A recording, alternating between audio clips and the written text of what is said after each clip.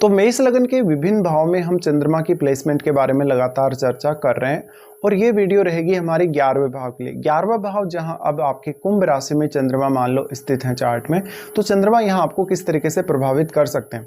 देखिए, आपका 11वां भाव, आपकी बहुत सारी एक्सपेक्टेशन इस हाउस से जुड़ी हैं, आपका जितना भी नेटवर्क है वो इस हाउस से जुड़ा है। और अगर ऐसे में चंद्रमा इस हाउस में आ जाते हैं तो ज़्यादातर लोग आपको चाहने लगेंगे बहुत ही, साथ साथ में ज़्यादातर लोग आपसे घुलना मिलना पसंद करेंगे, आपसे बात करना पसंद करेंगे, क्योंकि चंद्रमा एक बहुत ही सॉफ्ट ग्रह है और वो काफ़ी सोशल भी दिखाता है।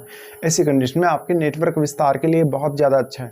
लेकिन चंद्रमा बहुत ज़्यादा दयालु होने की वजह से या बहुत ज़्यादा सॉफ्ट होने की वजह से ज़्यादातर आपके धन और आपके जो अन्य क्वालिटीज़ हैं उनका फ़ायदा दूसरे लोगों को मिल सकेगा, क्योंकि आप हर किसी के प्रति दयावान होंगे और सपोर्टिव भी होंगे।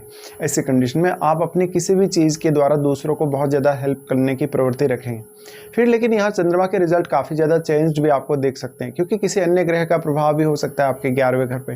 क्योंकि चंद्रमा बहुत ज़्यादा सॉफ्ट है, इसलिए किसी भी अन्य ग्रह का प्रभाव अगर चंद्रमा पर थोड़ा सा भी पड़ेगा तो इसका डायरेक्टली इम्पैक्ट आएगा आपके मन पर।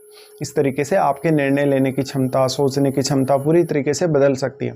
अब ये वैसे तो शनि के घर में बैठे हैं, तो शनि के घर में हम चंद्रमा को उतना अच्छा नहीं मानते, लेकिन अब ये चंद्रमा क्योंकि 11वें घर में है, 11वें घर में होने की वजह से ये इनकम के लिए बहुत ज़्यादा अच्छे हैं, क्योंकि चंद्रमा इमेजिनेशन के कारक है। इमेजिनेशन के कारक होने की वजह से आप अपने करियर को लेकर, अपनी अर्निंग्स को लेकर काफ़ी ज़्यादा सीरियस रहने वाले हो और उतने ही ज़्यादा इमोशनल भी। और आपके पास बहुत सारे ऐसे बेहतरीन आइडियाज़ हो सकते हैं जहाँ से आप मनी अर्निंग्स कर सकते हैं, लेकिन उस मनी को कितना आप स्टेबल रख पाते हैं, कितना कहीं ना कहीं उससे आप कम अटैच हो पाए, उतना ही अच्छा रहेगा आपके लिए।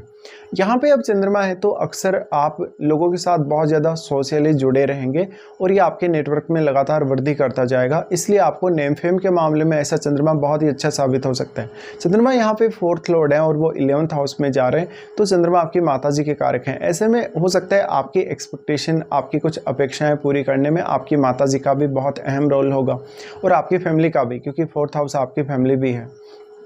इसके साथ साथ अगर चंद्रमा पर जैसे कोई बहुत एग्रेसिव ग्रह का प्रभाव है, कोई बहुत फायरी ग्रह का प्रभाव है, तो आपकी एक्सपेक्टेशन में उतनी ही तीव्रता से वृद्धि भी होगी। यहाँ पे अब चंद्रमा 11वें घर में बैठे हैं, तो ऐसा जातक अगर 11th हाउस का बहुत ही अच्छे से यूज़ कर सकें या वो अपनी खुद की नेचुरल स्किल्स को 11th हाउस के लिए यूज़ करें तो ये बहुत बेहतरीन होगा। इसके साथ साथ आपको देखना होगा वास्तव में, क्योंकि अब चंद्रमा के 11वें भाव में आने से इनका एस्पेक्ट पंचम भाव पे होगा, तो पंचम भाव के लिए ऐसा चंद्रमा आपको बहुत ज़्यादा अटैच करेगा, आपके रिश्तों से भी, आपकी संतान से भी, आपकी लव लाइफ से भी। और ऐसे में आपको कभी कभी ऐसा चंद्रमा काफ़ी इमोशनल बना सकता है। लेकिन क्योंकि जो 5वां घर है आपके चार्ट में वो सूर्य का है और अपने मित्र के घर पे ही यहाँ चंद्रमा एस्पेक्ट कर रहे हैं, तो मोस्टली पंचम भाव से संबंधित रिजल्ट्स बहुत ज़्यादा अच्छे साबित हो सकते हैं आपके लिए। और अगर सूर्य मजबूत स्थिति में है तो और भी इसकी संभावना बढ़ जाएगी।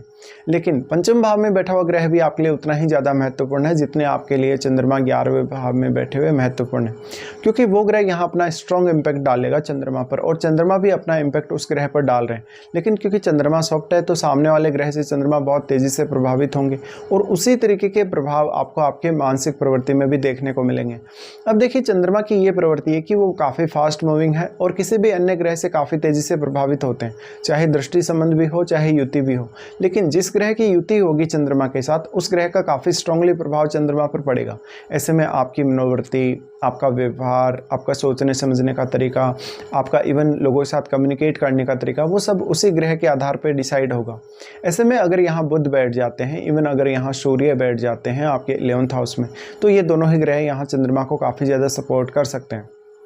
लेकिन यहाँ एक शुभ ग्रह के साथ अन्य किसी शुभ ग्रह का आना भी आपको दिक्कतें दे सकता है, जहाँ पर आप अपना सब कुछ दूसरों के लिए न्यौछावर कर सकते हैं, दूसरों के सपोर्ट के लिए आप अपना बहुत सारा समय दे सकते हैं या अन्य कोई कीमती वस्तु आप दे सकते हैं। तो ऐसे में आपसे कोई पैसा मांगेगा, धन मांगेगा, किसी भी प्रकार की अन्य कोई सहायता मांगेगा, आप उसको ईजिली सहायता कर देंगे और यही आपके लिए सबसे बड़ी परेशानी बाद में बन जाएगा। तो ऐसा जो चंद्रमा है वो कहीं ना कहीं आपको काफ़ी इमोशनल करके रखता है और काफ़ी चीज़ों से आपको वो अटैच करके रखता है।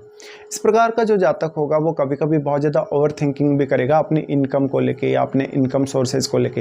हाँ, चंद्रमा यहाँ है तो आप एक चीज़ से ज़रूर फ़ायदा उठा सकते हैं, आप अपने लिए मल्टीपल इनकम सोर्सेज क्रिएट कर सकते हैं और उसके माध्यम से आप आगे बढ़ सकते हैं। चंद्रमा पर जो भी ग्रह प्रभाव डालेंगे वो आपके चार्ट में किसी न किसी भाव को रिप्रेजेंट अवश्य ही कर रहे हैं, चाहे वो किसी भी भाव को रिप्रेजेंट कर रहे हैं। ऐसे में उन भावों का रोल भी आपके 11th हाउस से जुड़े कार्यों में काफ़ी तेज़ी से बढ़ जाएगा, जिनके वो ग्रह स्वामी होकर यहाँ बैठे हैं।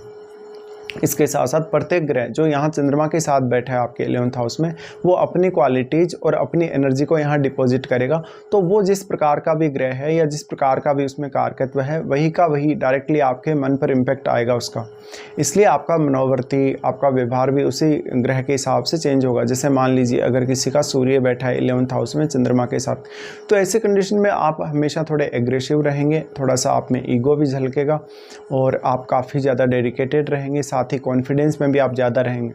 लेकिन अगर यहाँ सबसे ज़्यादा प्रॉब्लम आपको तभी आएगी जब कोई शुभ ग्रह ही बैठ जाए इनके साथ, जैसे जुपिटर जैसा ग्रह। भले ही जुपिटर जैसा ग्रह यहाँ बैठा है तो आपको पैसे कमाने के मामले में बहुत अच्छा नॉलेज हो सकता है या उस पैसे को मैनेज करने को लेकर बहुत अच्छा नॉलेज हो सकता है, लेकिन यहाँ चंद्रमा है और चंद्रमा आपको कहीं ना कहीं इसलिए प्रेरित करेगा कि आप दूसरों को ज़्यादा से ज़्यादा सपोर्ट करें खुद की बजाय। तो ऐसा चंद्रमा अगर किसी एग्रेसिव प्लैनेट के साथ है तो उतनी ही उग्रता आप में होगी। साथ में चंद्रमा का जो 5th हाउस पे प्रभाव पड़ रहा है वो आपको काफ़ी अच्छी इमेजिनेशन स्किल्स प्रोवाइड करेगा और क्रिएटिविटी भी। अब आपको इसका फ़ायदा कैसे उठाना है, किस प्रकार से इसको ज़्यादा से ज़्यादा यूटिलाइज़ करना है, ये आपको देखना चाहिए। यहाँ अब चंद्रमा का प्लेसमेंट है तो चंद्रमा की महादशा या चंद्रमा के साथ बैठे हुए ग्रह की महादशा आपके लिए बहुत ही ज़्यादा मैटर करेगी। मान लो आपको चंद्रमा की महादशा नहीं है तो चंद्रमा के साथ जो बैठा हुआ ग्रह है वो भी क्योंकि अपना प्रभाव चंद्रमा पर डाल रहा है, तो उसकी महादशा में भी कहीं ना कहीं चंद्रमा से संबंधित प्रभाव आपको जरूर देखने को मिल जाएंगे। तो इस तरीके से आपको विचार करना होगा चंद्रमा के 11वें भाव में होते हुए।